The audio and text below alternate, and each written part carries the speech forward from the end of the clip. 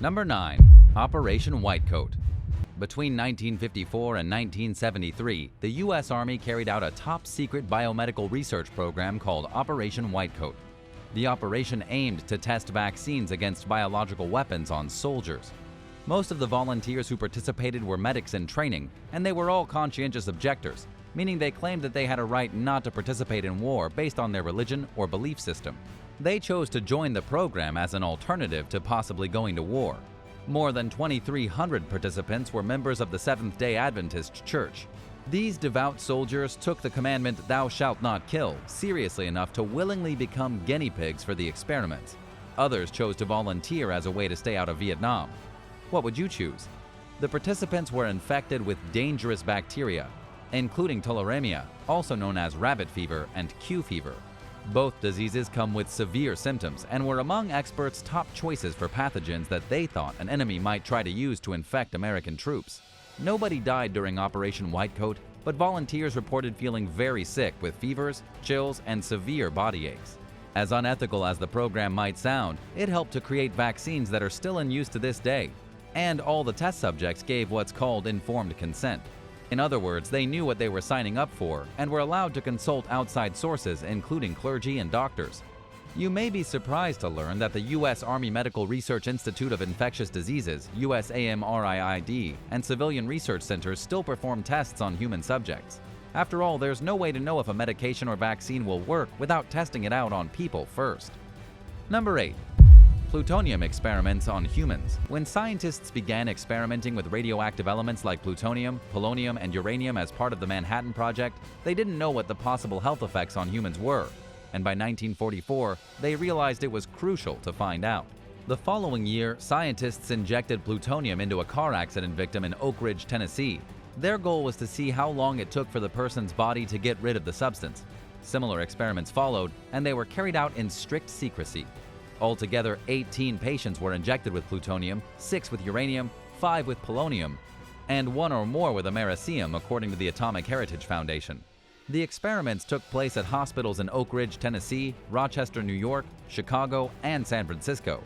Sadly, it's likely that most or all of the subjects were unaware that they were being tested on.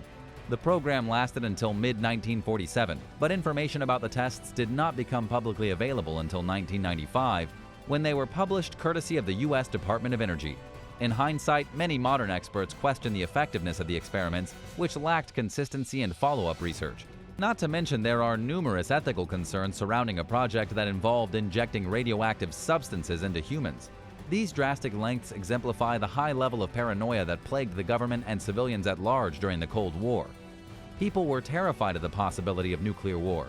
This widespread fear certainly doesn't justify performing dangerous experiments on people, but it may help to explain what drove leaders and officials to such extremes. Do you think this project has long-lasting effects passed on to generations today? Let us know your thoughts in the comments below, and don't forget to subscribe if you haven't already. Number 7. MKUltra.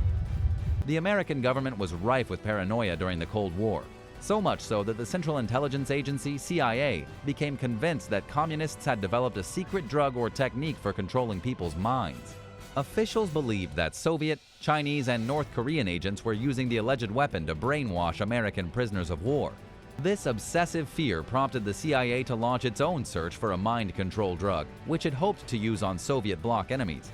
Like something straight out of a sci-fi horror film, the top-secret project, dubbed MKUltra, ran from 1953 to 1973. Over 150 experiments were performed on humans, including psychedelic drugs like LSD, electroshock, paralyzing agents, and more. The study's leader, chemist Sidney Gottlieb, aimed to first destroy the subject's existing mind, then implement a different way of thinking into the newly created void. Many of his sick tests were carried out on unsuspecting prisoners at jails and detention facilities in the U.S. and abroad. Under MKUltra, the CIA employed a program called Operation Midnight Climax. Prostitutes who were on the government's payroll lured customers to CIA houses, where agents experimented on them with different substances. Speaking with National Public Radio, NPR, journalist Stephen Kinzer explained that it's impossible to measure the full extent of the damage that MKUltra did to people's lives, since it was highly classified. When the project came to a halt in 1973, the CIA destroyed most of its records. But the highly unethical and illegal operation undoubtedly killed some people and ruined others' lives. A journalist named Seymour Hersh exposed the project in 1974, and an investigation was launched. The findings led then-President Gerald Ford to issue an executive order banning intelligence agents from experimenting with drugs on human subjects without consent. Number 6. Anti-sleep experiments. For many of us, there just aren't enough minutes in the day to do everything that needs to get done. So we push for more energy and sometimes even fight sleep to squeeze in as much into our day as possible. But going to sleep when you're tired isn't always an option for soldiers. For this reason, the military has a long history of doing anti-sleep research. To help troops stay awake, their superiors used to give them amphetamines. In recent years, the American Armed Forces has tested a different drug called modafinil, which keeps a person awake and alert for long periods of time without the ill effects of amphetamines. Also known as Provigil, modafinil was developed in France as a treatment for narcolepsy and daytime sleepiness. The U.S. Food and Drug Administration, FDA, approved it in 1998. Military officials have praised it as a so-called superdrug for its ability to keep soldiers awake for as long as 40 hours with no bad side effects. The U.S. is not the only country that experiments with modafinil. South Korea, Taiwan, India, and France are among others that are eager to maximize the drug's benefit. As dangerous as it may seem to distribute these go pills, it's a better alternative to some of the things the military has experimented with in the past. But the U.S. Defense Advanced Research Projects Agency, better known as DARPA, is still funding research into alternative methods of maintaining energy on dangerously little sleep, including zapping the brain with electromagnetism. But hey, at least it's not mind control. Number 5. Operation Gladio. During the 1950s, the North Atlantic Treaty Organization, NATO, created a plan to keep Europe safe in the event of a Soviet invasion. Codenamed Operation Gladio, the project formed several top-secret armies, or stay-behind organizations, in Italy, France, Belgium, and other NATO countries, as well as some neutral countries. Simply put, the program emphasized an armed resistance against Soviet takeover. In some cases, this meant hoarding ammunition and committing espionage. The Central Intelligence Agency was involved, and to this day, the agency's activities in the program are unclear. Some researchers speculate that the organization harassed left-wing and communist groups in certain countries, which would have gone against Operation Gladio's objective to form stay-behind groups and nothing else. Operation Gladio was so secretive, even some top government officials were unaware that their country had a clandestine army that was ready to fight back if the Soviets overstepped. Former Italian Prime Minister Giulio Andreotti was the first public figure to acknowledge that his country had a secret Cold War army. In the years since he divulged the information in 1990, the documents surrounding Operation Gladio were declassified. But because the CIA was involved, it's entirely possible that some of the records were destroyed, since they have a reputation of doing that. It's therefore unlikely that we'll ever know all the details surrounding this clandestine international military project. Do you think there's an army of secret assassins like Black Widow from the Marvel movies still around, just in case? Number 4. Operation Washtub. Also known as the Stay Behind Agent Program, or STAGE, Operation Washtub was the brainchild of the Air Force and the Federal Bureau of Intelligence, FBI. Created in 1950, the plan was to formulate an intelligence unit that was prepared for a Soviet invasion into Alaska. Known as Operation Washtub, the covert program involved training ordinary citizens in coding, decoding, gathering intelligence, maintaining hiding and escape facilities, and other espionage techniques. In total, 89 civilians were more or less prepared to spy on the Soviets if they entered Alaska. They were chosen for their ability to blend in with the local population and not become obvious targets of the Russians. The agents lived in several cities throughout the state, including Anchorage, Fairbanks, Palmer, Big Delta, and Cordova. Each agent was trained on their own and didn't know about each other's involvement in the program. They were supplied with equipment that was meant to keep them alive in the event of an invasion or disaster, including a rifle, a pistol with a silencer, a camera, rope for climbing, and other items. Thankfully, they never had to put their acquired skills to use before the FBI abruptly ended its involvement with the program in 1951. Declassified documents about Operation Washtub do not explicitly reveal the agency's reasons for leaving. Correspondence dating back to that time shows that J. Edgar Hoover, who was the FBI's director at the time, ordered his personnel to get out at once. He reportedly feared that the agency would be humiliated in some way by being part of the project if the Soviets invaded. Operation Washtub continued for another 8 or so years without the FBI's involvement. It ended in 1959 due to the costs of maintaining equipment, funding for agents, and survival caches. Number 3. Project Iceworm. During the Cold War, the United States Army hoped to build a network of hidden nuclear launch sites beneath the Greenland ice sheet. Their objective was to store medium-range missiles that were capable of hitting the Soviet Union. To study the feasibility of this vision, the Army launched a covert project called Camp Century in 1960. Its alleged goal was to build affordable ice-capped military outposts in northwestern Greenland. But its real purpose was to conceal the true mission, called Project Iceworm, from the Danish government and the rest of the world.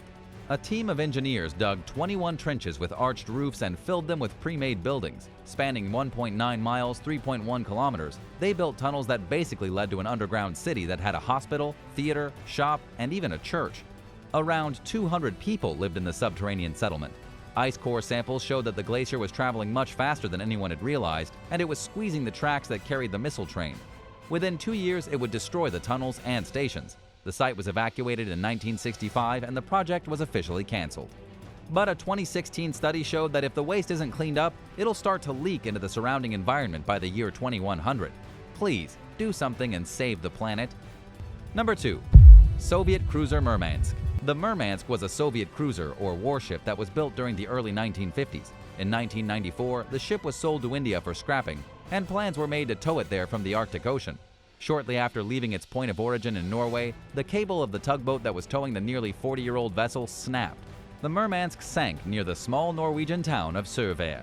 A photograph from the ordeal shows the ship in seemingly perfect condition, but with a heavy list. It remained in place for several years and became a tourist attraction for visitors, but a growing concern for fishermen and environmentalists has happened. Experts assumed that storms would destroy the ship, but it remained in one piece until 2009, when the Norwegian government paid to remove it. The project was easier said than done, as engineers learned when they realized that the wreck was too damaged to be floated or towed. Instead, the demolition company built a breakwater and dry dock around the vessel, which allowed it to dry up. Construction crews then took the Murmansk apart piece by piece. Demolition began in 2012 and was finished the following year. The presence of radioactive substances like polonium was ruled out, but some researchers suspect the findings were inaccurate. Either way, we'll probably never know for sure since the ship was broken up and recycled. Number 1. Project 1794. During the early 1950s, the U.S. Air Force partnered with Avro Aircraft to develop an attack aircraft that resembled a UFO. Its designers aimed high, with hopes for a top speed between Mach 3 and Mach 4 and a maximum altitude of 100,000 feet. The documents from this bizarre and secretive endeavor known as Project 1794 were declassified in 2012. They reveal plans to make the flying saucer-like vehicle capable of vertical takeoff, which means it wouldn't need a runway and would be able to take off and land just about anywhere. Where do you think they got this idea from? When this information became public, some people wondered if witnesses mistook the otherworldly machine for a UFO in past sightings of strange objects in the sky. Writing for National Interest, Peter Susiu said that this was probably not the case. He explained that this was not the first time the American military tried to create a flying saucer, and that there's no evidence of any of these vehicles being able to fly very high, far, or fast. In fact, records showed that they barely made it a few feet off the ground and were aerodynamically unstable. In short, the project was a bust, and the military couldn't justify the cost of continuing it after wasting millions of dollars. Thanks for watching. If you'd like to learn more about mysterious military projects, let us know in the comments below, and while you're at it, be sure to subscribe. Thanks so much for watching, and we'll see you next time.